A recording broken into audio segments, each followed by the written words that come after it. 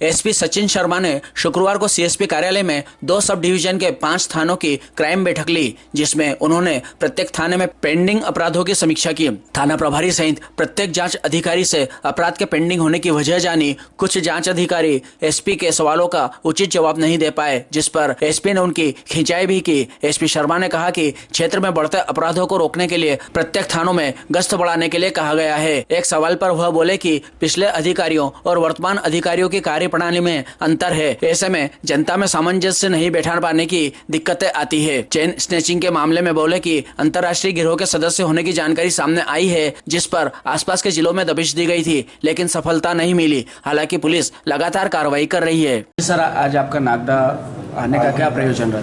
उज्जैन जिले में 2 जो अनुभाग हैं, नागदा और खाचरौल, इनकी क्राइम मीटिंग ली गई थी। और क्राइम मीटिंग में प्रमुख तौर पे जो पेंडिंग अपराध और बाकी जो विशेष पॉइंट्स रहते हैं, कैसे हमें आने वाले समय में खासकर जो वर्ष अंत है वो और जो आने वाला साल है उसमें हमारी क्या प्राथमिकताएं होनी चाहिए, क्या कार्य योजनाएं होनी चाहिए, उसको लेकर विस्तृत चर्चा की गई थी।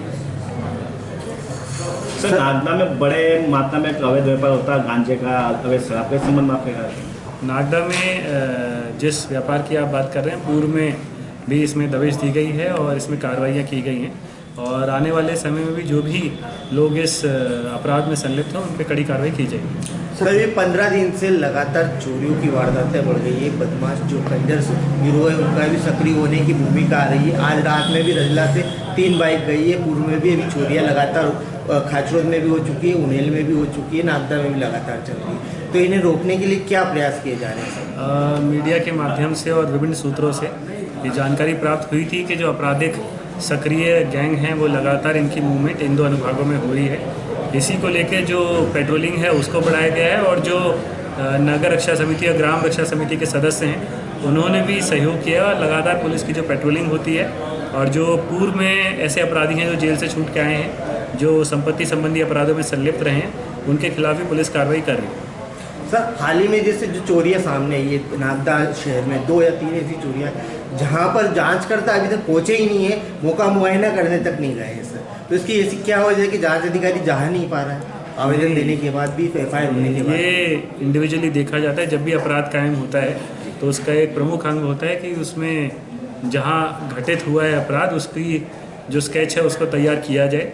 उसमें यदि कहीं लापरवाही पाई जाती है तो नहीं है तो उस हिसाब से कार्रवाई की जाएगी।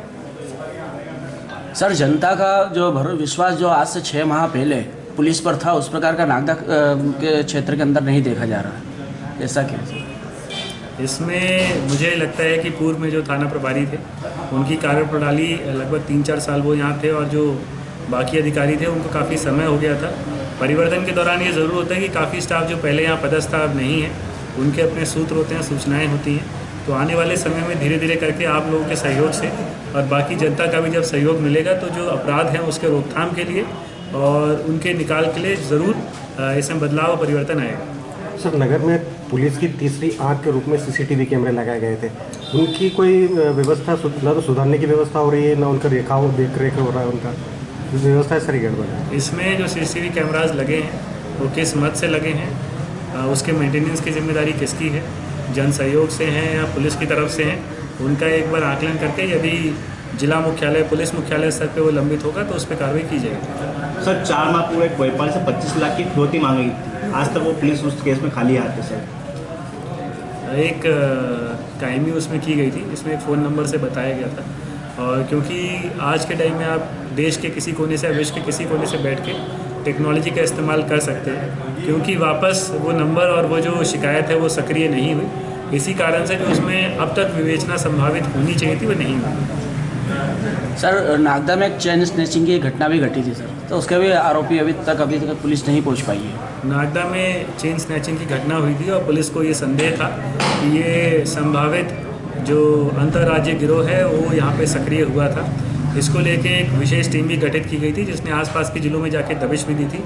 कुछ इसमें टेक्निकल क्लूज़ और कुछ विवेचना के क्लूज़ मिले हैं जिसके हिसाब से आगे कार्रवाई की जाएगी। थैंक यू सर, एक अनऑफिशियल जानकारी जा रहा है। कल एक मामला हुआ, लेकिन कल ये हुआ कि वो परिजनों को कह दिया गया कि ऑटो से ले जाएंगे। हम जब पूछे उसके बाद में उसको पहुँचाया गया। आज अखबारों में खबर नहीं। तो सर कम से कम मानवीय संवेदना तो होना चाहिए किसी के प्रति। मानवीय संवेदनाएं मुझे लगता है सभी में है, मतलब वो मीडिया में भी है, जनता में भी, पुलिस में भी है, और हम सब जो हैं समाज का हिस्सा हैं। इसमें सामूहिक जिम्मेदारी दायित्व तय होनी चाहिए और हमें प्रयास करना चाहिए जो संबंधित एजेंसियां हैं, अधिकारी हैं, खासकर अस्पताल में हमको किससे बात करनी है, एम्बुलेंस किसके माध्यम से मंगानी है, तो वो कहीं ना कहीं हर व्यक्ति इसमें जिम्मेदारी तय करते हुए इसमें काम आगे करेगा।